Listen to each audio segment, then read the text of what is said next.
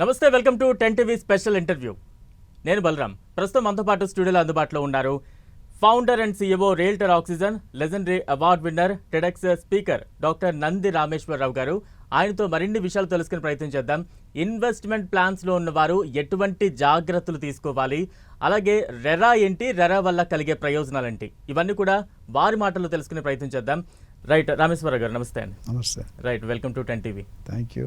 Right sir, ఇందాక చెప్పినట్టుగా RERA వల్ల కలిగే ప్రయోజనాలు ఏంటి, రెరా అండర్లోకి వచ్చే అంశాలు ఏంటి ఏంటి అంటే ఏం చెప్తారు? రెరా అనేది చాలా important, very good initiative by central government and state government. RERA ఎందుకంటే అంత రెరా లేనప్పుడు చాలా మోసాలు ఎక్కువ జరిగాయి. పురాతన బిల్డింగ్స్ చూసుకుంటే ఇట్లా వెళ్ళి ఇలా ఎక్స్పాండ్ అవుతుంది, కింద నుంచి సిలిండర్లో ఉంటాయి, ఇలా ఎక్స్పాండ్ అవుతుంది. ఎందుకు కింద చెక్ చేస్తారు, పైన చెక్ చేయలేరు కదా, ఎట్లా బిల్డింగ్ ఇలా పెరిగిపోయాయి వాటర్ ట్యాంక్ లాగా. ఇప్పుడు అది పాసిబిలిటీ లేదు. హైట్ కానీ సెట్ బ్యాక్స్ అంటారు, ఫ్రంట్ ఎంత బ్యాక్ ఎంత సైడ్ ఎంత అని నామ్స్ పెట్టారు. So RERA is basically to regulate the real estate builders, agents and buyers. Real ఎస్టేట్లో ఇన్వెస్ట్మెంట్ పెట్టాలంటే నేను జనరల్గా చెప్తాను, భూమాత రియల్ ఎస్టేట్ ఇన్వెస్టర్ కానీ బయ్యర్ కానీ సెల్లర్ కానీ ఏజెంట్ కానీ ఎదగాలి అంటే భూమాత అంత పేషెన్స్, ఆకాశం అంత ఆశ ఉండాలి. ఆకాశం అంత ఆశ ఎప్పుడైతే అత్యాశకెళ్తుందో చీటింగ్ మొదలవుతుంది. మనం మార్కెట్లో చూసి గత 1 yearగా 10-15 కంపెనీలు బోర్డు తిప్పేశాయి. 10,000 కోట్లు పైగా కలెక్ట్ చేశారు. ఎంతోమంది వేల మంది ఇన్వెస్టర్స్ బయర్స్ ఇబ్బంది పడుతున్నారు. సో రేరా ఏం చేసిందంటే real estate regulatory authority act. RERA act అంటే real estate regulatory authority act. ఇది ఏంటంటే 3 కోణాల్లో మనం మాట్లాడుకోవాలి. ఒకటి బిల్డర్ డెవలపర్, రెండోది బయ్యర్, మూడోది బయ్యర్ ఆర్ ఇన్వెస్టర్, మూడోది ఏజెంట్. ఈ ముగ్గురికి కొన్ని నియమాలు పెట్టారన్నమాట. నియమాలు ఏంటంటే ఫస్ట్ బిల్డర్ గురించి మాట్లాడదాం. ఇప్పుడు మనం మార్కెట్లో builder cheating, pre launch cheating, రకరకాల మోసాలు ఉన్నాయి. కొన్ని ప్రాజెక్ట్స్ 15 సంవత్సరాలైనా డెలివరీ ఇవ్వకపోవడం, ఓసీ రాకపోవడం అని. So first and foremost builder RERA ఏమంటుందంటే, ఎవరైనా ఒక బిల్డర్ ప్రాజెక్ట్ అమ్మే ముందు కానీ కట్టే ముందు కానీ ఈ పర్మిషన్స్ కంపల్సరీ ఉండాలి. 500 స్క్వేర్ మీటర్ల కంటే ఎక్కువ జాగా ఉన్నా, ఒక ప్రాజెక్ట్లో 8 యూనిట్ల కంటే ఎక్కువ ఉన్నా రేరా సర్టిఫికేట్ అవసరము. రేరా ఎప్పుడు స్టార్ట్ అయిందంటే 2016లో స్టార్ట్ అయింది. మన తెలంగాణలో 1 జనవరి 2017 నుండి అమల్లోకి వచ్చింది. అంటే అంత ముందు ఉన్న ప్రాజెక్ట్స్ రేరా లేకపోయినా పర్వాలేదు. 1 జనవరి నుండి 2017 కంపల్సరీ రేరా ఉండాలి. అది రేరా. సో రేరా అనేది బిల్డర్కి 2 విధాలుగా పర్మిషన్స్ తీసుకోవాలి. ఒకటి ఏంటంటే బిల్డర్ కంపెనీ రేరా, అది కాన్స్టెంట్గా ఉంటుంది. రెండోది ప్రాజెక్ట్ రేరా, అంటే ఈచ్ ప్రాజెక్ట్ వేరే నెంబర్ ఉండాలి. చాలామంది కన్ఫ్యూజ్ అవుతారు, బిల్డర్ రేరా అని చూసి ప్రాజెక్ట్ రేరా అనుకుంటున్నారు కొంతమంది తెలియని వాళ్ళకి. So they should be very clear. 2 RERA numbers చెప్పాలి. ఒకటి కంపెనీకి ఆల్రెడీ తీసుకున్న 5 years అంతా ఉంటుంది. ఈ ప్రాజెక్ట్ రేరా మారుతూ ఉంటుంది. ఎవ్రీ టైం న్యూ ప్రాజెక్ట్ వస్తే న్యూ నెంబర్ వస్తుంది. దాని మీద వ్యాలిడిటీ ఏం ఒప్పుకున్నారు అని చాలా కండిషన్ ఉంటాయి. మీరు వెబ్సైట్లో చూసుకోవచ్చు, డైరెక్ట్ వెళ్ళి చెక్ చేసుకోవచ్చు, డాక్యుమెంట్ అడగవచ్చు. రెండోది అంటే అక్కడ ఏమంటారంటే పర్మిషన్స్ లేకుండా బ్రోచర్స్ చేయకూడదు, మార్కెటింగ్ చేయకూడదు, అమ్మకూడదు, సేల్ డీడ్ చేయకూడదు. అలాగే చేస్తే కనుక పెనాల్టీ వేస్తారు. ఎంత వేస్తారంటే ఒక 1000 కోట్ల ప్రాజెక్ట్ అనుకోండి, 10% ఆఫ్ ది ప్రాజెక్ట్ 100 కోట్లు, లేదా ఇంకా పరిస్థితులు బాగుంది జైల్లో కూడా పెట్టే అవకాశాలు చాలా పుష్కలంగా కనిపిస్తున్నాయి. ఫస్ట్ అంటే వాళ్ళు ఏం చెప్తున్నారు, ఏమి ఇస్తారు, ఏ స్క్వేర్ ఫీట్ ఇస్తారు, ఇవన్నీ కూడా అందులో రాసి ఉంటాయి. ఎమ్యూనిటీస్ ఏమి ఇస్తారు, స్పెసిఫిక్ టెక్నికల్ అన్నీ ఇస్తారు. అదేవిధంగా రెండోది ఏంటంటే ఇది అయిన తర్వాత అగ్రిమెంట్ ఇస్తాం మనం. అగ్రిమెంట్లో ఏంటంటే కొన్ని టర్మ్స్ ఇంతకుముందు ఎవరు పడితే వాళ్ళు రాసుకునేవారు. ఇప్పుడు ఒక ఫార్మాట్ పెట్టారు, ఆ ఫార్మాట్లోనే ఫాలో అవ్వాలి. Especially they focus more on square feet, అంటే కార్పెట్ ఏరియా బిల్టప్ 3-4 పదాలు ఉన్నాయన్నమాట. Carpet area, built-up area, super built-up area, plinth area అని ఉంది. సో దాన్ని బట్టి చూసుకుంటే కనుక మీరు అది ఫాలో కాకపోతే ఇబ్బంది పడతారు. అట్లానే మీరు చూసుకుంటే అది అయిన తర్వాత మీరు ఇచ్చిన టర్మ్స్ అండ్ కండిషన్స్ ఉంటాయి. సేల్ అగ్రిమెంట్ ఇస్తాం 20%. జనరల్గా ఏంటంటే ₹1,00,00,000 అనుకోండి, 20% కట్టాక 20 or 25% depend on the value sale agreement ఇస్తారు. ఆ సేల్ అగ్రిమెంట్ కూడా ఫార్మాట్ ఉంటుంది, సేల్ డీడ్ కూడా ఫార్మాట్ ఉంటుంది.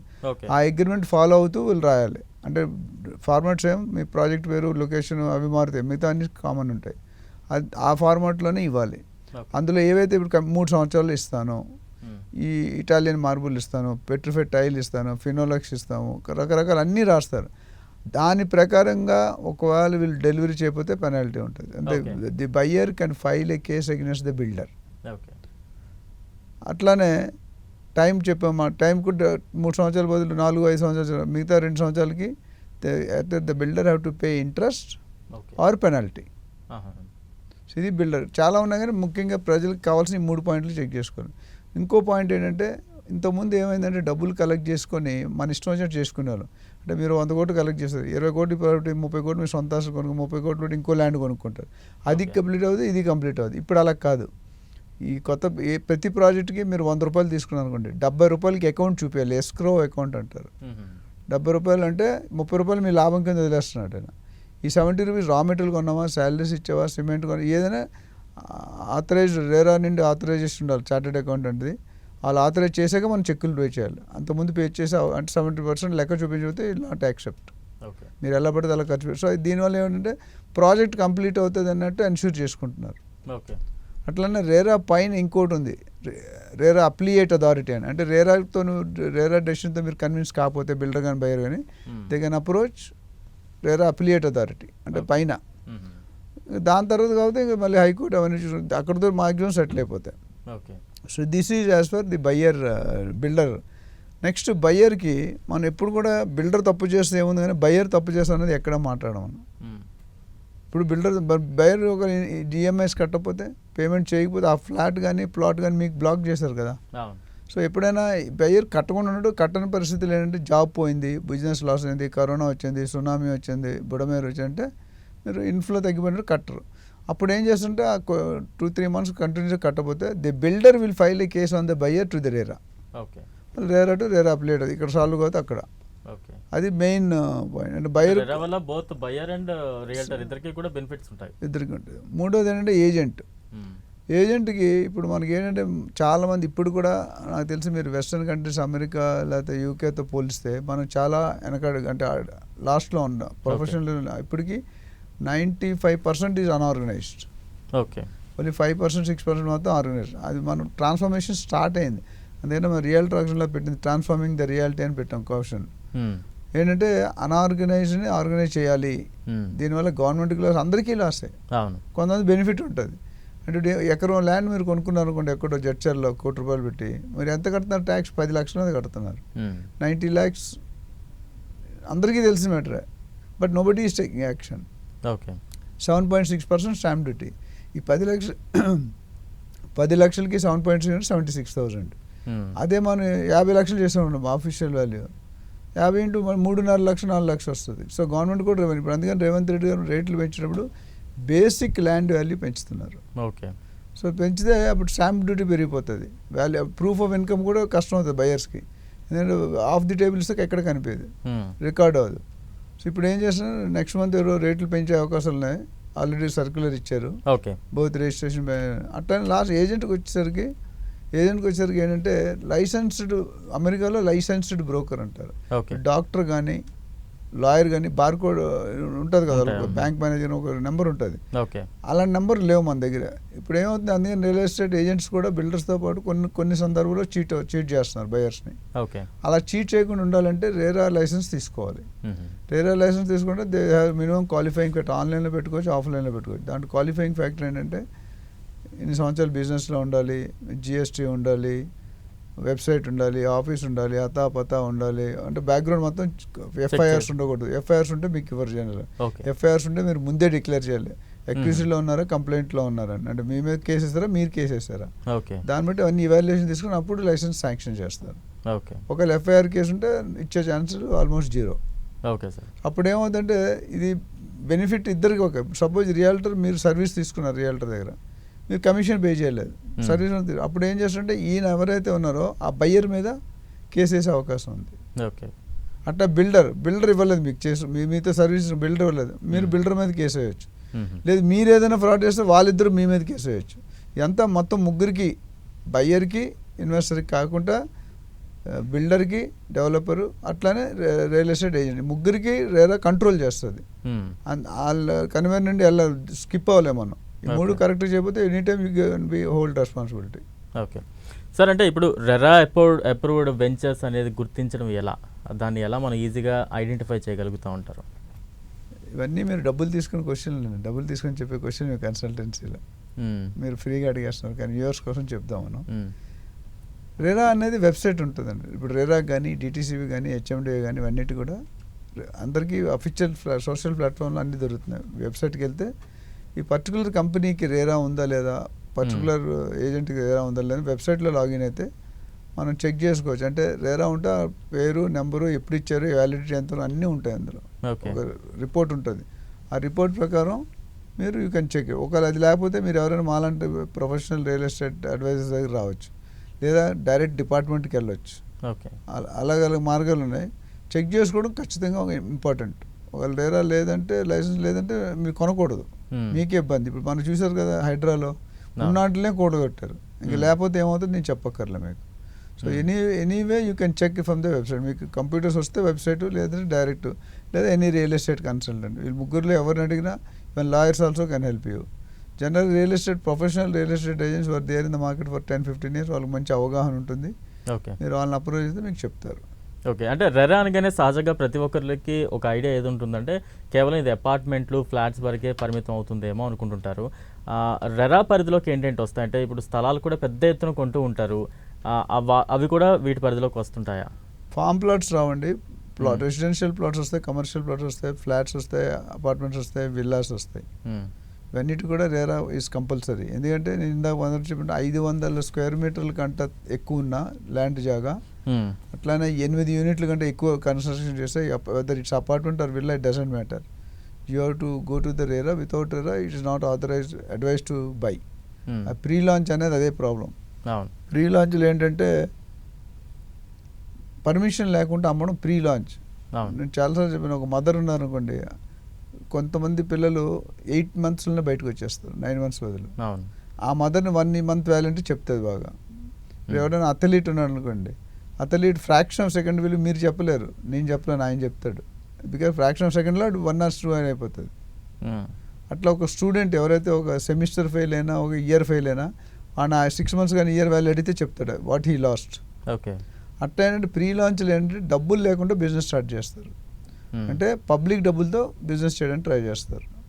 ఏమవుతుంది ప్రీ లాంచ్ అంటే, ల్యాండ్, ఇప్పుడు మీరు ల్యాండ్ ఉన్నారు, ఇంకో బిల్డర్ ఉన్నాడు, ఆ బిల్డర్ మీకు 5%, 10% ఇచ్చి మీ జీపీఏ రాయించేసుకుంటాడు. రైతులకి అవన్నీ తెలియదు కదా, అలాగే పచ్చనట్టు చూడగానే కొద్దిగా మోటివేషన్ వస్తుంది, రాయించుకుంటారు. రాయించుకొని పర్మిషన్ లేకుండా క్లోజ్ సర్క్యూట్లో అమ్మేస్తారు. ఫ్రెండ్స్ మీ కంపెనీలో, మీ కంపెనీ మొత్తం మిగతా ఛానల్లో చేసి క్లోజ్ సర్క్యూట్లో అమ్ముతారు. Actually as per RERA it is wrong.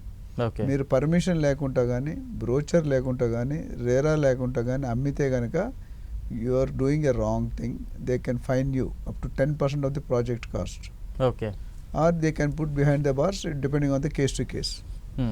So అందుకని ఏంటంటే ఇవి కంపల్సరీ చూసుకోవాలి, చెక్ చేసుకోవాలి. రేరా రూల్సే ఉన్నాయి అవి. రేరా వచ్చిన తర్వాత కొద్దిగా బెటర్ అయింది, అంత మొత్తం బెటర్ అవ్వలేదు, ఇంకా బెటర్ అవుతూ ఉంది.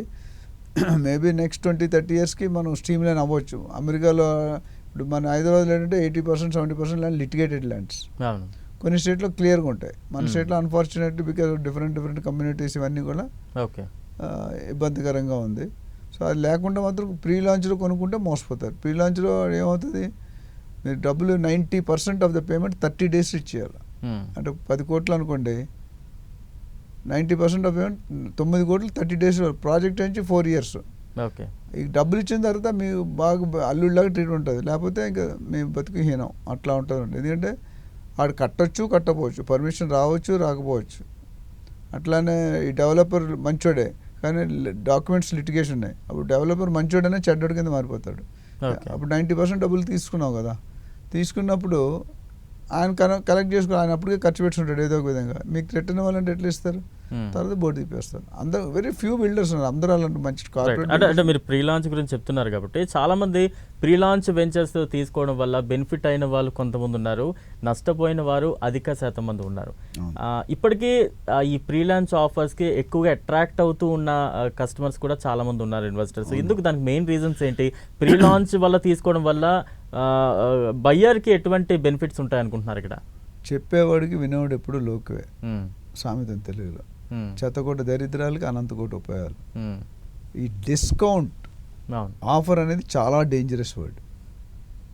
ఎందుకంటే మీరు ఒక XYZ రోడ్డు మీద హోర్డింగ్స్ కనిపిస్తాయి, 50% డిస్కౌంట్, 70% డిస్కౌంట్. మీరేం చేస్తారు, మీకు మ్యారేజ్ వస్తుంది నెక్స్ట్ వీక్, మీ వైఫ్ని తీసుకెళ్తా పదా నేను మంచి చీర కొని పెడతానని. అక్కడ వెళ్ళగానే చీరలు చూపివ్వంటాడు, ₹1,00,000 చీర ఇస్తాడు, 50,000 50% డిస్కౌంట్ ఇస్తాడు బాబు. మీరు కొంటారా? నేను మన ఇద్దరం కొనం, 50,000 పెట్టి కొనం, ఏదో 2,000 5,000 10,000 అంటే ఓకే, పెళ్ళికి అయితే తప్ప రెగ్యులర్ యూసేజ్ 50,000 1,00,000 పెట్టుకునే హీరోలు ఇంకా చాలా తక్కువ. అంటే అదానీ అంబానీ. అప్పుడు ఏమవుతుంది మీ పరిస్థితి అంటే మీరే పిలిచి తీసుకెళ్ళారు మీ వైఫ్ని లేదా మీ సిస్టర్ని ఎవరినైతే వాళ్ళని, ఆ రేట్ చెప్తే మనం వెనక్కి వెళ్తాం. బాబు మరి 50% అంటే అన్ని అప్ టు 50%, పైన చిన్నది ఉంటుంది అప్ టు, అది మరి మీరు చూడరు నేను చూడను, చిన్న స్టార్ పెడతారు, TNC అప్లై అంటారు, లేకపోతే టర్మ్స్ అండ్ కండిషన్. మీరు కొనుక్కుంటే చీర కొనుక్కుంటే ఇంటికి వస్తే మీ పరిస్థితి ఏంటో నాకు తెలుసు, మీకు తెలుసు, అంతే కదా. మనమే రేపు వాళ్ళని పిలిచి నిద్ర లేపి పదాన్ని తీసుకెళ్ళి అక్కడికి వెళ్ళి ఎంతో కొంత కొనాలి. మరి 5,000 10,000 చీరలు 10% 5% డిస్కౌంట్ ఉంటుంది, అది నచ్చదు మనకి. ఓకే. సో డిస్కౌంట్ అనే వర్డ్ అంతవరకు తీసుకెళ్ళి, అంటే their technique is to pull the customer to your counter వచ్చి సచ్చినట్టు కొంటాడులే వీడు అని కొంతమంది, అందరూ అని చెప్పను నేను, కొన్ని they are using push and pull techniques అని ఉంటాయి. ఇది పుల్ టెక్నిక్ అంటే కస్టమర్ని మన కౌంటర్ దగ్గర తీసుకురావడం ఒక strategy. Marketing is all about strategy అనేది ఒక్కొక్క కంపెనీ ఒక్కొక్కలా ఉంటుంది. ఇప్పుడు ఊబర్ అనే కంపెనీ వచ్చింది, ఫస్ట్ ₹3-4 ఉంటుంది కిలోమీటర్, మీకు తెలిస్తే 10-15 years బ్యాక్. ఇప్పుడు ఎంత ఉందండి, ₹30-40-50 మనం వెళ్తున్నాం. పక్కనే ఇక్కడ KBR వరకు ఉంటుంది, పక్కనే ₹100 అంటాడు, పీక్ లెవెల్ అంటాడు, ఎక్స్ట్రా చార్జెస్ అంటాడు, క్యాప్టెన్ ఈజ్ నాట్ యాక్సెప్ట్. మనకి ఇస్తున్నాం మన అవసరం. మీరు రైల్వే స్టేషన్కి వెళ్ళాలి, ఎయిర్పోర్ట్కి వెళ్ళాలంటే ఎంత రేట్ అనేది చూడరు కదా, మీరు ₹100 చూసుకుంటే అక్కడ 10,000 పోతారు టికెట్. ఓకే. సో ఇలాంటివన్నీ ఉన్నాయి. సో ప్రీ లాంచ్ కొనడం అనేది మంచిది కాదు. ప్రీ లాంచ్ పెట్టింది పేరు టు చీట్ ది కస్టమర్స్ ఇండైరెక్ట్గా. ఓకే. సో ఎంతో స్టాండర్డ్ బిల్డర్ అయితే తప్ప, మీరు ఇందాక ఒక మాట అన్నారు, చాలామంది 95% ఒక 100 ప్రాజెక్ట్ 1-2 ఉన్నాయండి కంప్లీట్ చేసినవి స్టాండర్డ్ కంపెనీ. మిగతా చిన్న కంపెనీలు upcoming company they will not be able to do it. వాళ్ళు మంచోళ్ళైనా వాళ్ళు చీట్ అయితే వాళ్ళు కూడా ఇంకొకరిని చీట్ చేస్తారు, వాళ్ళ డబ్బులు వాళ్ళు కవర్ చేయడానికి. రియల్ ఎస్టేట్లో స్వతహాగా అందరూ మంచోళ్ళు వస్తారు, డబ్బు రాగానే టూ గ్రీడ్నెస్ పెరిగిపోతుంది. ఆ టూ గ్రీడ్నెస్ పెరిగినప్పుడు ఏంటంటే కొంతమంది చీట్ చేయడానికి ట్రై చేస్తారు. ఓకే. అంటే ప్రస్తుత రోజుల్లో మనం చూస్తూ ఉన్నాం, చాలా సాధారణ ప్రజలు లేదా మధ్యతరగతి ప్రజలు కొత్త ఇల్లు కొనడానికంటే కూడా కొంత రీసేల్ ఫ్లాట్స్ ఎక్కువగా చూస్తూ ఉంటారు, సెకండ్ హ్యాండ్ ఫ్లాట్స్ అంటూ ఉంటాం, కొంచెం తక్కువ ధరలోకి దొరుకుతూ ఉంటాయని. ఇటువంటి ఫ్లాట్స్ కొనే వాళ్ళకి రెరా ఏమైనా అప్లికబుల్ అవుతుందా? రెరా ఉంటుందండి ఆల్రెడీ. పాత ఇప్పుడు అదే చెప్పారు, డాక్యుమెంట్ 2017 January 1 ముందు అయితే రెరా అవసరం లేదు. తర్వాత కొత్తదైనా పాతదైనా రెరా ఉంటేనే బెటర్.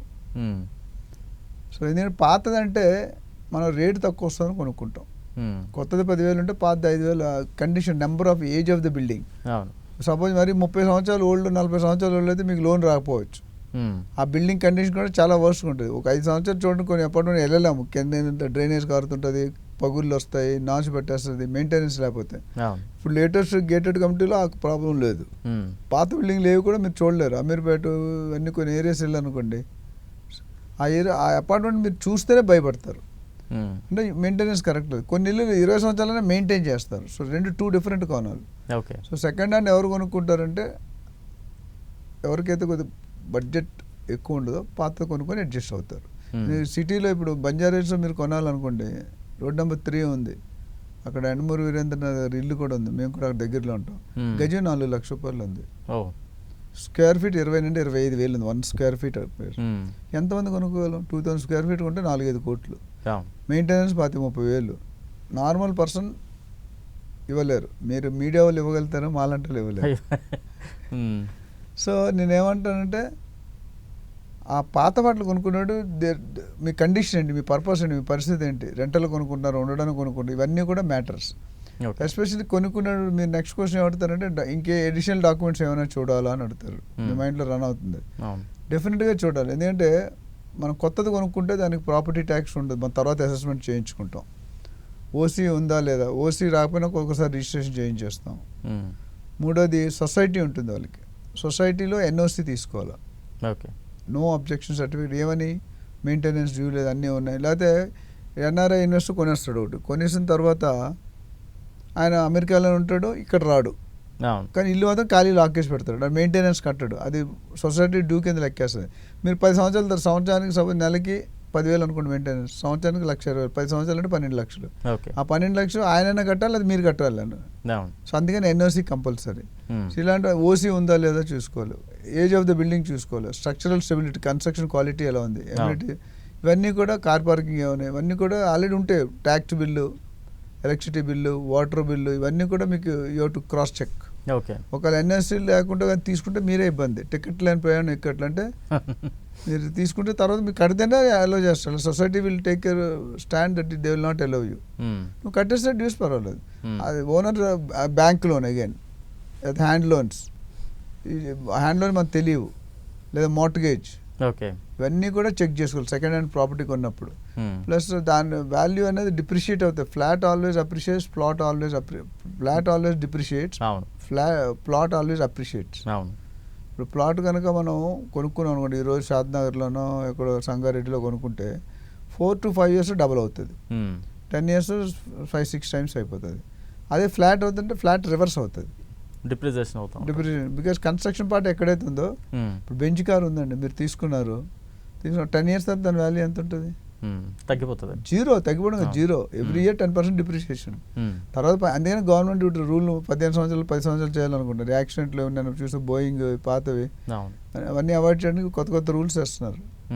సో అందుకని మీరు పాతది కొనుక్కొని 1-2 సార్లు ఆలోచించుకోవాలి. వర్కింగ్ కండిషన్ ఉన్నాయా లేవా, విత్ ఫర్నిచరా, వితౌట్ ఫర్నిచరా, ఏసీ ఉందా, మనం మాట్లాడినప్పుడు ఏసీ ఉంటుంది, మనకి ఇచ్చినప్పుడు ఏసీ ఉండదు. ఇవన్నీ లిస్ట్ ఆఫ్ ఐటమ్స్ చెక్ చేసుకోవాలి. దాన్ని బట్టి వాళ్ళు జాగ్రత్తగా. అట్లానే అప్ టు డేట్ బిల్స్ కట్టారా అన్ని, ఏమైనా పెండింగ్, పర్మిషన్ ఉందా లేదా, బేసికల్గా ఇవన్నీ చూసుకోవాలి. రైట్. అంటే ఇప్పుడు ఎంత కాదన్నా ప్రతి ఇన్వెస్టరు, ఎంప్లాయీ ఉన్న వారందరూ కూడాను మ్యాక్సిమం బ్యాంక్ లోనే ప్రిఫర్ చేస్తూ ఉంటారు సార్. అవును. ఈ బ్యాంక్ లోన్ ప్రిఫర్ చేసే వారందరికీ కూడా రెరా అప్రూవ్డ్ ఫ్లాట్స్ తీసుకోవడం వల్ల లోన్ శాంక్షన్ అనేది ఎంత ఫాస్ట్గా జరుగుతూ ఉంటుంది. ఒకవేళ రెరా అప్రూవ్డ్ లేకపోతే లోన్స్ ప్రాసెస్ ఏమైనా లేట్ అవుతూ ఉంటాయా, లేదంటే లోన్స్ కొంత రిజెక్ట్ అయ్యే ఛాన్సెస్ ఏమైనా ఉన్నాయంటారా? ఫస్ట్ రెరా లేకపోతే మీకు లోన్ ఇవ్వడు. Okay, simple. First and foremost కంటే ఒకవేళ ఉన్నా లేట్ అవుతుంది. లేట్ అని కొత్త ప్రాజెక్ట్స్ ఏమవుతుందంటే ఫైల్ 3-4 బ్యాంకులు ప్రీ అప్రూవల్ ఇస్తాయి. ఓకే. 2 గవర్నమెంట్ బ్యాంకులు, 2 ప్రైవేట్ బ్యాంకులు, అందులో ఒక కోడ్ జనరేట్ చేస్తారు. ఆ 4 బ్యాంకుల్లో కనుక మీరు లోన్ అప్లై చేసుకుంటే, ఆ బిల్డర్ అప్రూవ్ చేసి మీ ఇమీడియట్ శాంక్షన్ అయిపోతుంది. లేదు మీ బ్యాంక్కి వెళ్ళాలి, ఆ బ్యాంక్ అప్రూవ్డ్ కాదు, 2-3 నెలలు పడుతుంది. ఎంటైర్ డాక్యుమెంట్ రీచెక్ చేసి, ఇక్కడ కోడ్ ఇచ్చాడంటే అర్థం ఏంటంటే దే ఆల్రెడీ వెరిఫైడ్ లీగల్లీ, వాళ్ళు పర్మిట్ చేసి మీకు లోన్ ఇచ్చారు అంటే అప్రూవల్ ఇచ్చారు. సో 2 రకాలు ఉన్నాయి. మీ సొంత కొంతమంది ఆ బ్యాంకులో మీ అకౌంట్ లేదు, సపోజ్ ఎస్బీఐ, హెచ్డిఎఫ్సి ఉన్నారు, రెండిట్లో మీది లేదు, మీది కెనరా బ్యాంక్లో ఉంది, లేకపోతే ఇంకా ప్రైవేట్ బ్యాంక్లో ఉంది. So they will not accept this code. They will redo all the checking. ఒకటి చెకింగ్ చేసినప్పుడు ఏమవుతుందంటే టైం పడుతుంది, 2 నెలలు 3 నెలలు పట్టవచ్చు మినిమం. అది ఓకే కావచ్చు, ఓకే కావచ్చు. ఒక బ్యాంక్ ఓకే చేసిన వల్ల ఇంకో బ్యాంక్ ఓకే చేయాలనేది లేదు. So many equations and manipulations. బ్యాంక్లో చాలా మంది ఎందుకు వెళ్తారు, డబ్బులున్నా ఇది ఒకసారి బిల్డర్ చెక్ చేసుకుంటాడు, తర్వాత హెచ్ఎండిఏ, డిటీసీపీ వీళ్ళు చెక్ చేసుకుంటారు, దాని తర్వాత బ్యాంక్ రేరా వాళ్ళు చెక్ చేస్తారు. 4వ చెక్ ఇది మన ఫ్యామిలీ లాయర్తో మన లీగల్ ఒపీనియన్ చెక్ చేసుకోవాలి, అది కరెక్ట్ ఉందా లేదా అని. అది చెక్ కోసం చాలా డబ్బులున్నా మొత్తం పెట్టరు, కొంత 25% లోన్ తీసుకుని, ఎందుకంటే ఆడు కూడా చెక్ చేస్తాడు మన తరపునని. ఇవన్నీ ఏమైనా నేను జనరల్ ప్రాపర్టీ కొనుక్కునేటప్పుడు నేను చెప్పేది ఏంటంటే always try to have legal opinion. Okay. Encumbrance certificate, అవును, మార్ట్గేజ్ లోన్స్, అట్లనే link documents, mutation, government permissions, ఇవన్నీ కూడా ఉంటేనే రేరా ముందుకెళ్ళాలి, లేకుంటే వెళ్తే మీకు ఇబ్బంది అవుతుంది. సో మెయింటెనెన్స్ ఛార్జీలు కూడా మీరు చూసుకోవాలి ఎంత ఉంది. కొన్నాళ్ళకి ఎమ్యూనిటీస్ లేపని వేస్తారు. నేను మెయింటెనెన్స్ ఛార్జ్ కూడా అడుగుకి 10 రూపాయలు, 15 రూపాయలు, 20 రూపాయలు ఉంటుంది. మన రెంట్ కంటే అది ఎక్కువైపోతుంది. But depending on the conditions మనం పే చేయాలి. కమ్యూనిటీ ఉన్నదంటే మీరు వాడిపోయినా చేయాలి. సో దాన్ని బట్టి మీరు సెకండ్ హ్యాండ్ కొనుక్కోవడం అనేది మంచిది, చెడ్డది రెండు. అంటే మరీ ఎక్కువ ఓల్డ్ కొనుక్కోమని సజెస్ట్ చేయను. ఓకే. ఎందుకంటే 10 years 12 years దాటితే దాని వాల్యూ స్లోగా డిప్రిషియేట్, దానికి యూడిఎస్ వాల్యూ ఉంటుంది, అన్డివైడెడ్ షేర్ వాల్యూ ల్యాండ్. అంటే హై రైజ్కి వెళ్ళారనుకోండి మీరు, they will not give more land. ఇప్పుడు 5 ఫ్లోర్లు కట్టిన దానికి 1000 గజాలు కట్టాలనుకోండి, 10 ఫ్లాట్లో 50 గజాలు వస్తుంది, ఇది స్టాండ్ అలోన్ బిల్డింగ్. అదే మీరు హై రైజ్ 50 floors అనుకుంటే 5 గజాలు 10 గజాలు వస్తుంది. ఎప్పుడు ఫ్యూచర్ వాల్యుయేషన్ ఇప్పుడు ల్యాండ్ మీద ఉంటుంది, construction value it's gone. Okay. అంటే సార్ ఇప్పుడు కన్‌స్ట్రక్షన్ టైంలో చాలా మనకి బయర్స్ చెప్తూ ఉంటారు, రియల్టర్స్ చెప్తూ ఉంటారు. వారు ఇచ్చే స్పెసిఫికేషన్స్ కావచ్చు, యూజ్ చేసే క్వాలిటీ బ్రాండ్స్ కావచ్చు, ఇవన్నీ కూడా చాలా మనకి బ్రౌచర్స్‌లో కూడా ఉంటుంటాయి. వారు మనకి బ్రీఫ్ చేస్తూ ఉంటారు. బట్ ఒక ఫ్లాట్ తీసుకుని హ్యాండ్ ఓవర్ అయిన తర్వాత దాని క్వాలిటీ యాజ్ ఇట్ ఈజ్ ఉందా లేదా అని చెక్ చేయించుకోవడం సాధ్యమా? దీని ద్వారా ఒకవేళ చెప్పిన క్వాలిటీ అక్కడ లేకపోతే రెరా ఇక్కడ బయర్‌కి ఏ రకంగా సపోర్ట్ చేస్తుందంటారు? డెఫినెట్గా సపోర్ట్ చేస్తారు. ఎందుకంటే కార్పొరేట్ బిల్డర్స్ ఎవరు కూడా అట్లా చీట్ చేయరండి. అప్కమింగ్ బిల్డర్స్ లేదా మిడిల్ క్లాస్ బిల్డర్స్ అప్పుడే కొత్తగా పెట్టిన వాళ్ళు వాళ్ళకి ప్లానింగ్ సరిగ్గా లేకపోతే లాస్ అయిపోతారు. ఓకే. ఎందుకంటే ఈయన కొనుక్కున్నప్పుడు స్టార్ట్ చేసి 3 సంవత్సరాలు అనుకుంటాడు, కానీ పర్మిషన్ రావడం 1 ఇయర్ పట్టింది. గవర్నమెంట్ మారింది, ఎలక్షన్ రావు. ఆ 1 ఇయర్ రేట్లు పెరుగుతాయి, ఎవ్రీ ఇయర్ రేట్లు పెరుగుతాయి. అప్పుడు తట్టుకోలేడు గ్యాప్.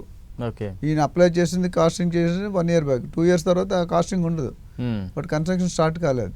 సో రేరా మీకు అందుకని ఇందాక మనం ఫస్ట్లో మాట్లాడినప్పుడు అగ్రిమెంట్లో ఇస్తారు, ఈ క్వాలిటీ ఇస్తాను, ఈ స్పెసిఫికేషన్ ఇస్తాను, ఈ బ్రాండ్ ఇస్తాను, ఈ మేక్ ఇస్తానని. అక్కడ రాసుండి వాళ్ళు ఇవ్వకపోతే definitely you can file a case to RERA and RERA will definitely support the buyer.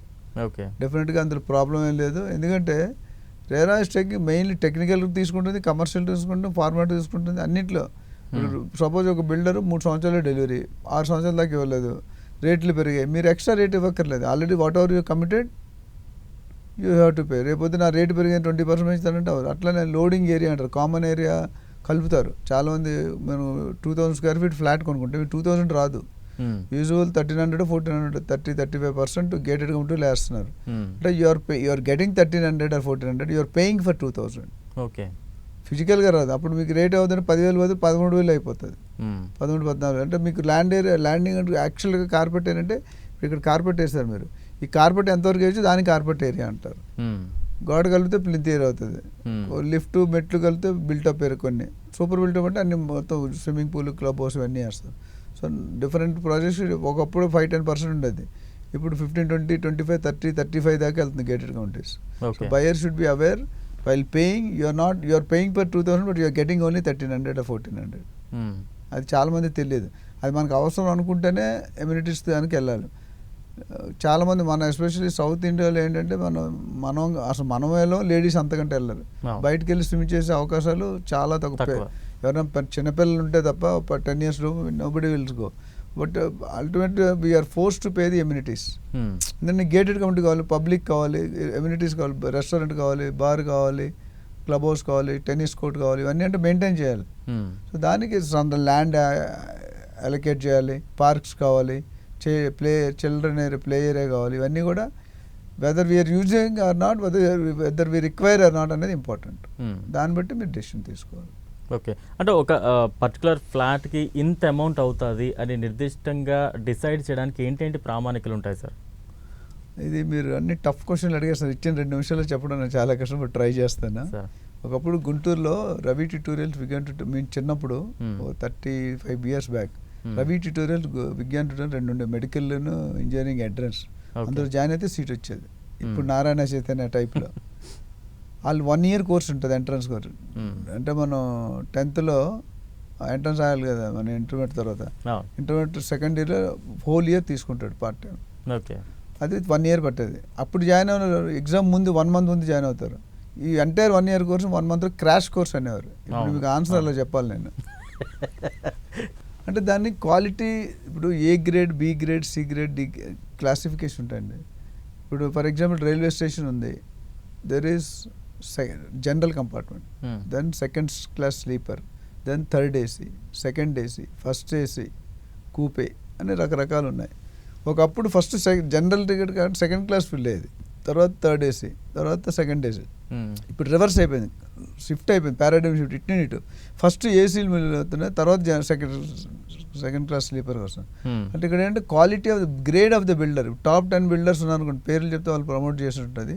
Top 10 builders ఉన్నారంటే వాళ్ళు 15,000, 12,000 తీసుకుంటున్నారు ఒక స్క్వేర్ ఫీట్. కోకాపేట, నార్సింగ్ వెళ్తే 10,000 తక్కువ ఎక్కడ లేదు మెయిన్ ఏరియాస్లో. అదే చిన్న బిల్డర్స్ 5,000 కూడా కడుతున్నారు. So definitely there is a difference. So దానికి ఇప్పుడు సపరేట్ కంపెనీస్ కూడా ఉన్నాయి. ఆ కంపెనీస్ అసెస్ చేస్తాయి, ప్రోగ్రెస్ కానీ క్వాలిటీ కానీ కొద్ది డబ్బులు తీసుకుంటే వాల్యుయేషన్ ఎట్లా చేస్తాం, సర్వింగ్ ఎట్లా, కన్స్ట్రక్షన్ క్వాలిటీ చూసే వాళ్ళు కూడా క్వాలిటీ చెక్ ఫర్మ్స్ ఉన్నాయి, వాళ్ళు చేస్తారు. లేదా మీకు తెలుసుంటే మీ సివిల్ ఇంజనీర్ తెప్పించుకొని మీరు చూసుకోవచ్చు. దాన్ని బట్టి కాస్ట్ ఆఫ్ కన్స్ట్రక్షన్ 2,000 అవ్వచ్చు, 3,000 అవ్వచ్చు, 4,000 అవ్వచ్చు, 5,000 అవ్వచ్చు. ఇప్పుడు మెక్డొనాల్డ్ అనే కంపెనీ ఉంది. మేము ఒకసారి పంజాబ్లో ఒక స్పేస్ ఇప్పించాం 6,000 స్క్వేర్ ఫీట్. ఆ మెక్డొనాల్డ్ అంటే మిగతా ఫుడ్ ఫాల్స్ అన్నీ వచ్చేస్తాయి. వాడికి వచ్చి మిగతా 20 లక్షల స్క్వేర్ ఫీట్ అది. ఇందులో నేను తీసుకుంది 6,000 తీసుకుని ఏమంటే మొత్తం ఓనరు అప్పట్లో I'm talking about almost 20 years back, okay, 5,000 రూపాయలు పర్ స్క్వేర్ ఫీట్ పెట్టమంటే ఇంటీరియర్స్ ఓనర్ డబ్బులు పెట్టి చేయాలి. 5,000 స్క్వేర్, 6,000 ఇంటూ 5,000 ఎంత చూసుకోండి. పెట్టి దాని మీద సమ్ పర్సంటేజ్ రెవెన్యూ షేరింగ్ ఇస్తారు. టెనెంట్ ఏం పెట్టాడు, but brand McDonald is McDonald. అంటే ఇక్కడ కూడా ఏంటంటే క్వాలిటీ వేరీస్. ఇప్పుడు గేటెడ్ కమ్యూనిటీస్ లేటెస్ట్ ఇప్పుడు పెద్ద పెద్ద కోకాపేట్, నార్సింగ్, ఫైనాన్స్ పెద్ద పెద్ద బిల్డర్స్ ఉన్నారు. వాళ్ళు ప్రైసింగ్ బ్రాండింగ్ కోసం కొద్దిగా ఎక్స్ట్రా కడతాం. ఓకే, ఇప్పుడు మనం కాల్గేట్ ఉంది, కాల్గేట్ తెలియని వాళ్ళు ఎవరు ఉన్నారా? అవును, కానీ అడ్వర్టైజ్మెంట్ చేస్తాడు కాల్గేట్ మనీసాడా? చిన్నపిల్లడు మన ఇంట్లో 5 సంవత్సరాలు 3 సంవత్సరాలు కుర్రోడు నుండి 100 సంవత్సరాల వరకు కాల్గేట్ తెలియనాడు ఎవడు ఉన్నాడు. కానీ they spend hundreds of crores to the brand. మరి ఎందుకంటే they want to tell that they are still survive. నా తర్వాత ఎన్ని కంపెనీలు వచ్చాయి, చాలా కంపెనీలు వచ్చాయి, ప్రామిస్, క్లోజ్అప్, అది ఇది అవన్నీ, సిబాకా, బినాగ్ ఏవో వచ్చాయి, అవన్నీ నడుస్తున్నాయి. బట్ దీని షేర్ దీనికే ఉంది. అట్లంటే క్వాలిటీ బిల్డర్ స్పెసిఫికేషన్ వేరే ఇస్తారు. స్పేస్ వదులుతారు, విండ్ రావడానికి ఫ్లాట్ టు ఫ్లాట్ జాగా ఉంటారు, గ్రీనరీ ఉండాలి, ఐజీబీసీ నామ్స్ పెడతారు కొంతమంది.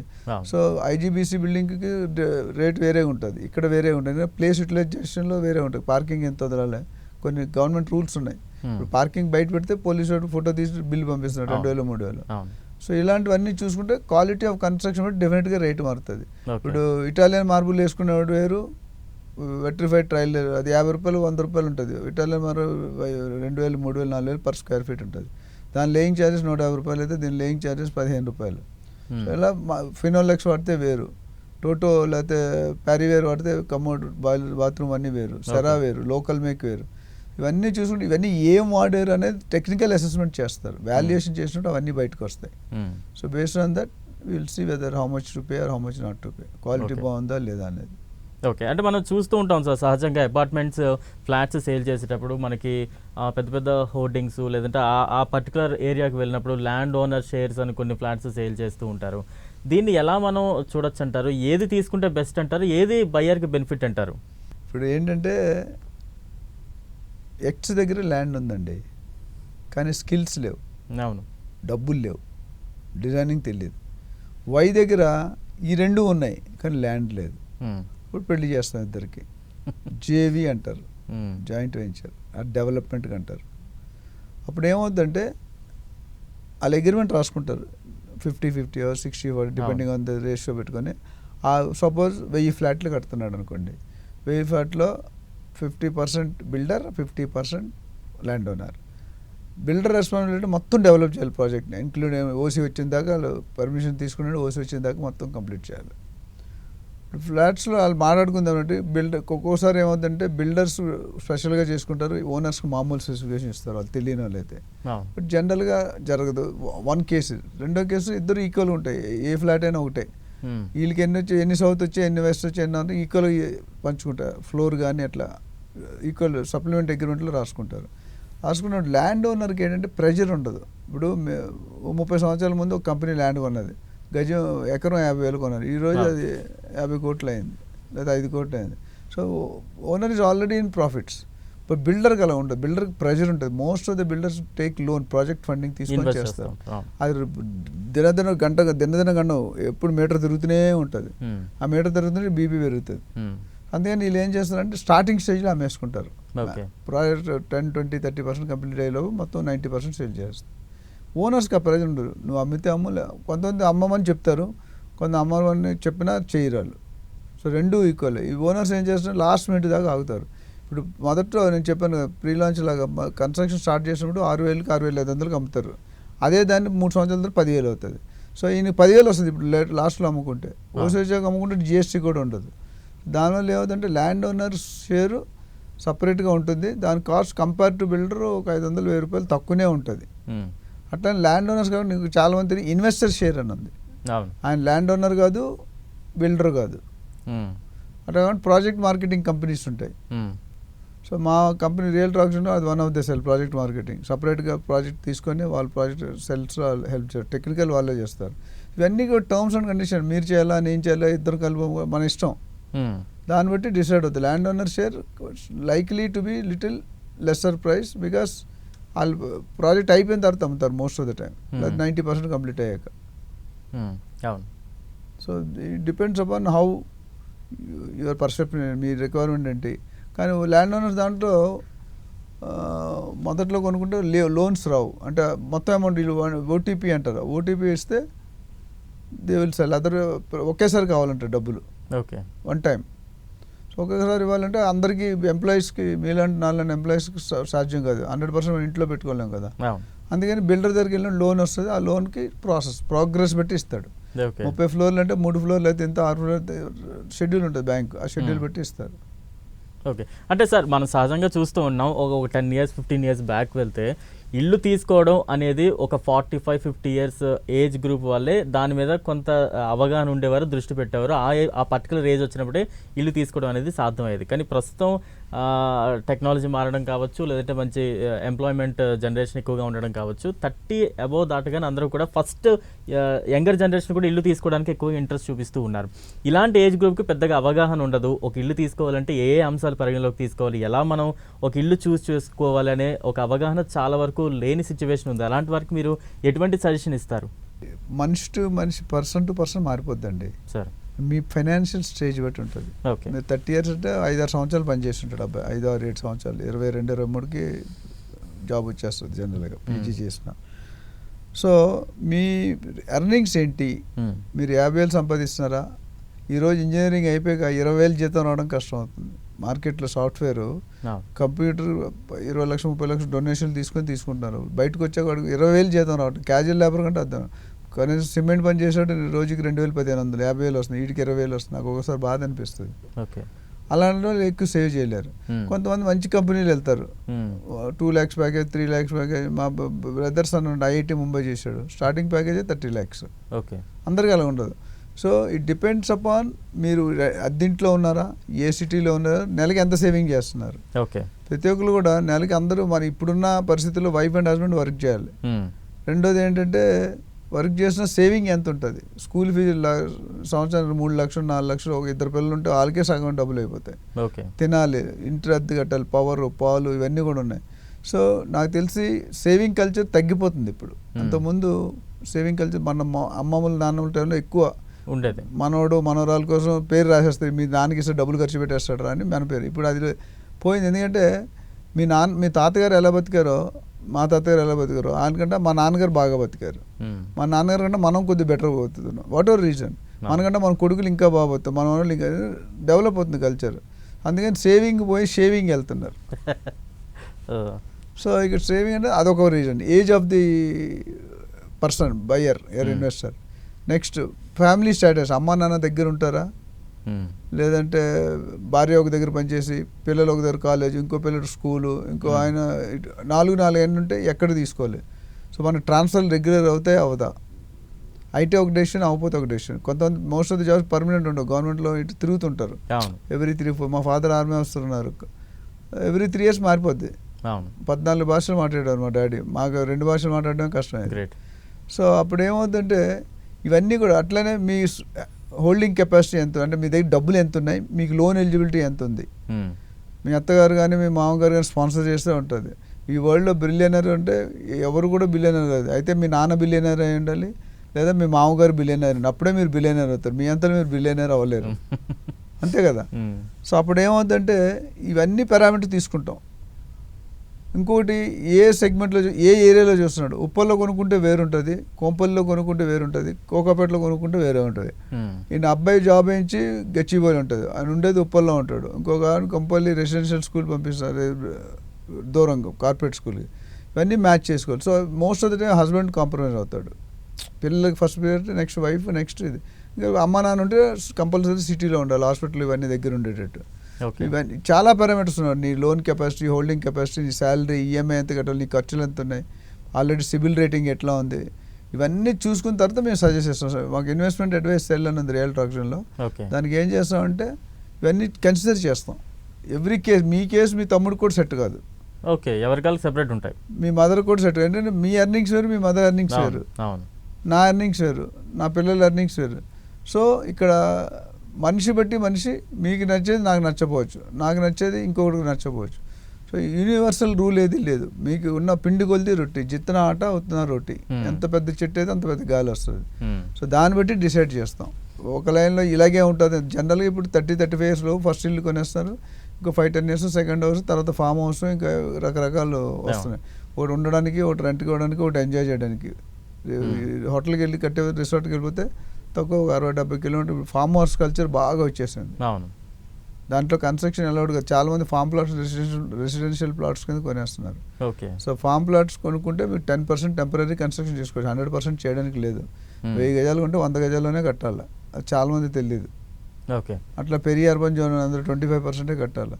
సో ఇలాంటి బెటర్ ఎవరైనా కొనుక్కునే నా సజెషన్ అంటే ఎవరైనా ప్రొఫెషనల్ రియల్ ఎస్టేట్ ఏజెంట్ని సెలెక్ట్ చేసుకుంటే వాళ్ళు మీకు 80-90% గైడ్ చేస్తారు. చేస్తే మీ ట్రాన్సాక్షన్ కొద్దిగా ఇదిగా ఉంటుంది. ఓకే. అంటే సార్ ఇప్పుడు చాలామంది తెలిసో తెలియకో చాలామంది తక్కువ రేట్లకు వస్తాయంటూ కూడా కొన్ని అన్అప్రూవ్డ్ ఫ్లాట్స్ కొనేస్తూ ఉంటారు. అంటే ఐ మీన్ పెంట్ హౌస్లు కావచ్చు, లేదంటే కొన్ని ఫ్లోర్స్ వరకు పర్మిషన్ ఉంటే ఆ పైన కూడా అన్పర్మిషన్డ్ అంటే పర్మిషన్ లేని ఫ్లాట్స్ కూడా తక్కువ రేటుకి వస్తాయని కొనేస్తూ ఉంటారు. అలా కొనేవారు నెక్స్ట్ ఫేస్ చేసే ప్రాబ్లమ్స్ ఏ రకంగా ఉంటాయంటారు సార్? చాలా ఉంటాయండి, ఒకటి కాదు. ఇప్పుడు రేట్ అనేది ఎవరైనా ఫ్రీగా ఇవ్వరండి, గుర్తుపెట్టి. మీరు ఎవరు, నేనేమన్నా ఇస్తాము? You don't give. క్వాలిటీ ఉంటేనే కంటెంట్ ఉండాలి, కంటెంట్తో పాటు కసి కూడా ఉండాలి. ఇక్కడ ఏమవుతుందంటే పెంట్ హౌస్ అన్నారు, మోస్ట్ ఆఫ్ ది ఇర్రెగ్యులర్, అది పర్మిషన్ ఉండదు. కమర్షియల్లో రోడ్ సైడ్ G+4 ఇస్తారు, రెసిడెన్షియల్ అయితే G+2 ఇస్తారు, ప్లాట్ సైజ్ బట్టి. ప్లాట్ సైజ్ అయితే ఎక్కువ ఇస్తారు. సో రెసిడెన్షియల్ కట్టినప్పుడు G+2 అలౌడ్. బంజారాలు జూబ్లీస్లో బైలాస్ అంటారు, సొసైటీ బైలాస్. ఓన్లీ 3 ఫ్లోర్స్, ఒక ఫ్లోర్ పార్కింగ్కి. సపోజ్ మీరు 4వ ఫ్లోర్లో G+2 కాకుండా నెక్స్ట్ 1-2 ఫ్లోర్లు వేశారు, దానికి పర్మిషన్ ఉండదు, ట్యాక్స్ కట్టరు. మీరు ఎప్పుడైనా కొలగొట్టచ్చు. ఓకే, మీరు కొట్టుకుంటే నా గరక నా ఘాటుగా, ఏది అది ఉండదు, ఇది అవ్వలేదు బొవ్వలేదు. సో అలాంటిది కొనకూడదు అనేది నా ఉద్దేశం. అయితే గవర్నమెంట్కి డబ్బులు కావాల్సి ఉంటారు, 5 సంవత్సరాలకి 4 సంవత్సరాలకి ఒకసారి BRS అని వేస్తారు. BRS అంటే పార్టీ అనుకుంటారు, పార్టీ కాదు, బిల్డింగ్ రెగ్యులరైజేషన్ స్కీమ్. దానికి అప్లై చేసుకుంటే వాళ్ళకి ఇష్టమైతే క్యాలిక్యులేట్ చేసి కట్టొచ్చు, కట్టకపోవచ్చు, ఇవ్వచ్చు, ఇవ్వకపోవచ్చు. So risk factors involved. అట్లానే మీరు అన్న తక్కువ రేటు, మీకు రేట్ ఇంపార్టెంటా నాణ్యత ఇంపార్టెంటా? నాణ్యత చూస్తారు. నాణ్యత చూసినప్పుడు రేటు. ఎందుకంటే డిస్కౌంట్ అనేది పెద్ద డేంజర్. తక్కువ రేట్ అంటే డిస్కౌంట్ ఆఫర్ చేస్తున్నారు. ఆయన పక్కన దాని వెనకాల వెస్టర్న్ ఇంట్రెస్ట్ ఏంటి అసలు, ఎందుకు తగ్గిస్తున్నాడు? పక్క బిల్డర్ తగ్గించేది, వీటి తగ్గిస్తాడు, ఏదో ఒకటి ఉంటుంది కదా. మీకు ఎగ్జాంపుల్ చెప్తాను. ఒక హైవేలో, మెయిన్ 200 ఫీట్ రోడ్, నేషనల్ హైవేలో ఒక 1/2 కిలోమీటర్ దూరం అదే రోడ్డు, అదే జోను, అదే సర్వే దగ్గర దగ్గర ఒక లేంచి గజం 45,000కి అమ్ముతున్నారు, ఇంకో లేంచి గజం 20,000కి అమ్ముతున్నారు.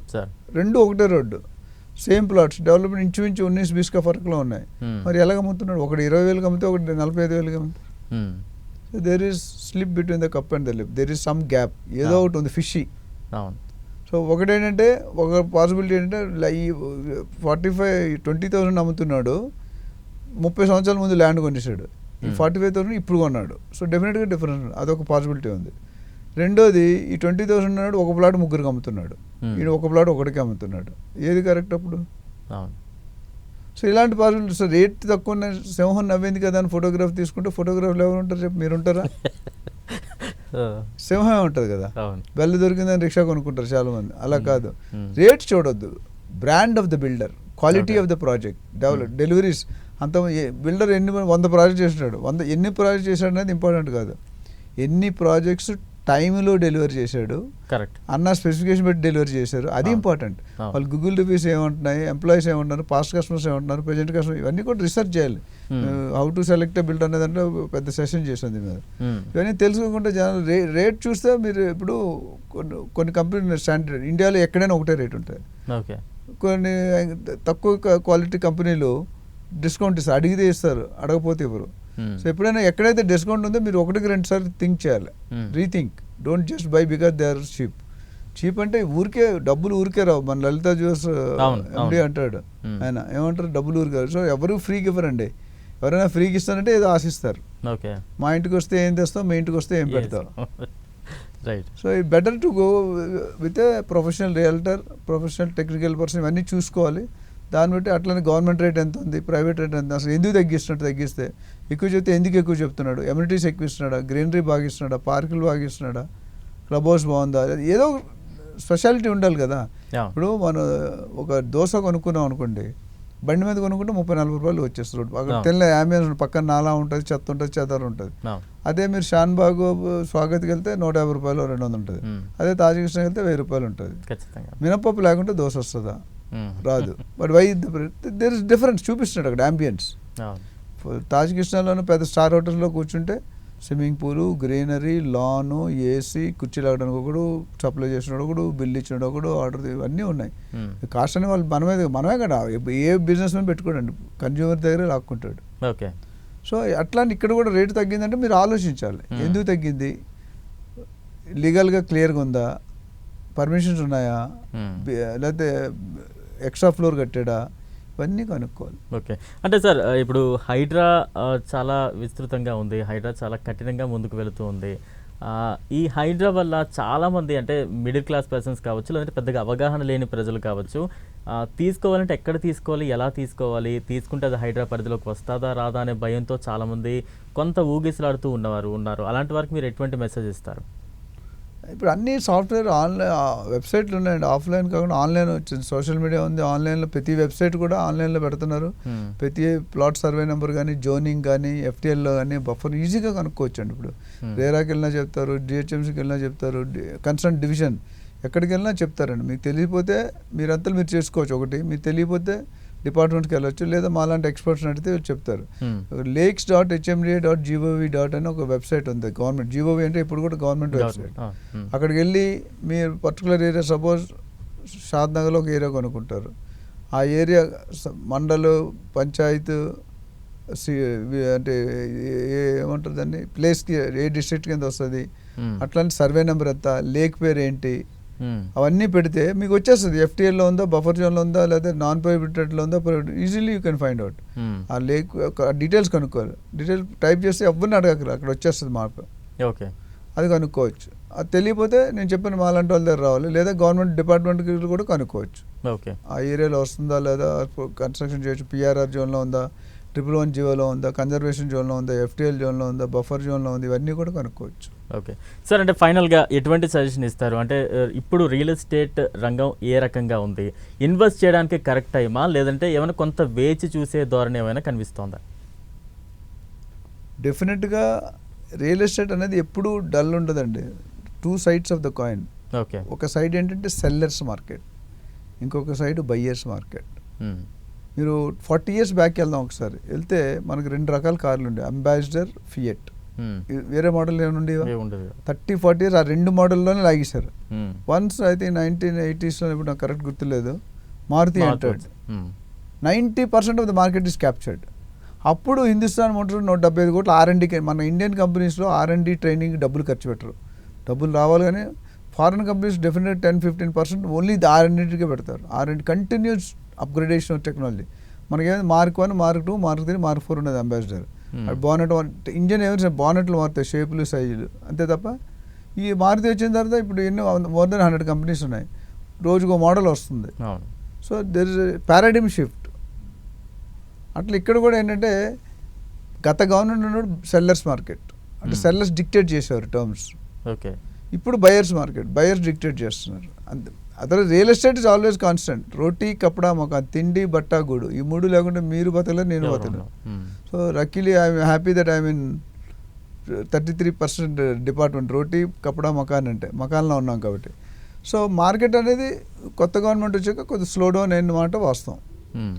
అంతకుముందు ఉన్న గత 9 సంవత్సరాలు కేసీఆర్ గారు BRS, TRS దిగేటప్పుడు ఒక 6 నెలలు 1 year, ఫస్ట్ 9 years బాగానే ఉంది, రియల్ ఎస్టేట్ బాగా పెరిగింది. అందుకని మీరు TRS కోట్లన్నీ సిటీలో TRSకి వచ్చాయి. ఓకే, దే ఓన్లీ ఏమంటారు పార్టిసిపేటెడ్ ఇన్ HMDA ఎక్కువ బాగా పెంచి వెస్ట్ జోన్ బాగా పెంచారు. ఇప్పుడు ఉన్న గవర్నమెంట్ ఏమంటే అన్ని జోన్లు కవర్ చేద్దాం అంటారు, కొద్దిగా డిలే అవుతుంది. సో హిందీలో ప్రాబ్లం జో దిక్తా హై ఓ బిక్తా హై. సో ఇప్పుడు ఏమంటే యాక్షన్ ప్లానింగ్ వేరు, ఇంప్లిమెంటేషన్ వేరు. ప్లాన్ ఆఫ్ యాక్షన్, ఇంప్లిమెంటేషన్ ఉంటేనే పీపుల్ విల్ బిలీవ్, ఇటు కానీ అటు కానీ ఏదైనా. సో డెఫినెట్గా కొనుక్కోవడానికి మీరు అడిగారు, అది డెఫినెట్గా మంచి టైం అండి. ఎందుకంటే ఇప్పుడు ఎవరైనా కొనుక్కుంటే 1.5 year ఓల్డ్ ప్రైస్లు దొరుకుతున్నాయి. ఓకే. రేవంత్ రెడ్డి గారు కొత్త గవర్నమెంట్ వచ్చిన తర్వాత ఆ గవర్నమెంట్ పాలసీ ప్రకారం రేట్స్ అనేది అంత హై పాపలేదు, సెటిల్ డౌన్ అయినాయి. ఓకే. అంతకుముందు ఏదో కొద్దిగా ఆర్టిఫిషియల్ ఏదైతే జంప్ ఉండేదో ఆ జంప్ కొద్దిగా కాస్త తగ్గి ఇప్పుడు గ్లాస్ జార్ ఉందనుకోండి, రాళ్ళు వేయండి, కంకర వేయండి, ఇసుక వేయండి, సన్నం ఇసుక వేయండి, డిఫరెంట్ లెవెల్స్ వస్తాయి. అట్లా పైకి కిందకి వెళ్ళి సెటిల్ అవుతున్నాయి. ఇప్పుడు ఆ స్టేజ్లో ఉన్నాం. బట్ నెక్స్ట్ 1-2 months ఎప్పుడైనా రేట్లు పెంచడానికి ఆల్రెడీ ఆదేశాలు ఇచ్చారు, వర్కింగ్ అవుతుంది, సంబంధిత ఆఫీసర్స్ పనిచేస్తున్నారు. ఎనీ టైం అంటే 20-30-40%, 20-50% మినిమం పెరుగుతుంది అంటున్నారు. అంటే ఇప్పుడు ₹1,00,00,000 కొనుక్కునే తర్వాత ₹1,50,00,000, ₹1,30,00,000 కొనుక్కోవాలి. ఎవరైనా కొనుక్కోవాలి అని ఇంకా లాస్ట్ 1.5 year నుండి వెయిట్ చేస్తే కనుక I suggest them buy good property, good location with permissions at a distant place. Okay. మీ టైప్ ఆఫ్ ఇన్వెస్ట్మెంట్లో జనరల్గా నేను ఇందాక చెప్పినట్టు లాంగ్ టర్మ్ ఇన్వెస్ట్మెంట్ ఉంటుంది, అట్లానే ట్రేడింగ్ ఉంటుంది, రెంటల్ ఇన్కమ్ ఉంటుంది, క్యాపిటల్ రిక్వైర్మెంట్ బట్టి మీరు చూసుకొని డెసిషన్ తీసుకోవాలి. బట్ స్టిల్ మీరు ఫస్ట్ టైం సెకండ్ టైం కొనుక్కునేటట్టయితే మాలాంటి ఎక్స్పర్ట్స్ చాలామంది ఉన్నారు రియల్ ఎస్టేట్లో, వాళ్ళని అట్లీస్ట్ 15-20 సంవత్సరాలు ఉన్న వాళ్ళతో ఇన్ అండ్ అవుట్ తెలుస్తుంది. 2 నెలలకి చేస్తే మీకే ఎవరైతే బ్రోకరేజ్ తీసుకొని ఉంటారో there is some other way to get money. So 1-2% ఇచ్చి న్యాయంగా తీసుకుంటే మీకు మంచి డీల్ వస్తుంది, మంచి అప్రిషియేషన్ వస్తుంది. నా దగ్గర దాదాపు 26,000 మంది హ్యాపీ కస్టమర్స్ ఉన్నారు. అందులో 50% business only to come referrals. Okay. అంటే మీరు కొన్నారు, మీ సర్వీస్ బాగుంటే మీరు మీ తమ్ముడు చెప్తారు, మీ తమ్ముడు వాళ్ళ ఫ్రెండ్ చెప్తారు, అట్లా కంటిన్యూ అవుతుంది. దాన్ని బట్టి చూసుకుంటే ఇప్పుడు కొనుక్కోవడానికి అయితే రైట్ టైం, అమ్మడానికి రైట్ టైం కాదు, కొనుక్కోవడానికి రైట్ టైం. ఇంకో 2 నెలలు పోతే 3 నెలలు పోతే అప్పుడు రివర్స్ అవుతుంది. రైట్ సార్, రేట్లు పెరిగిపోతాయి కాబట్టి.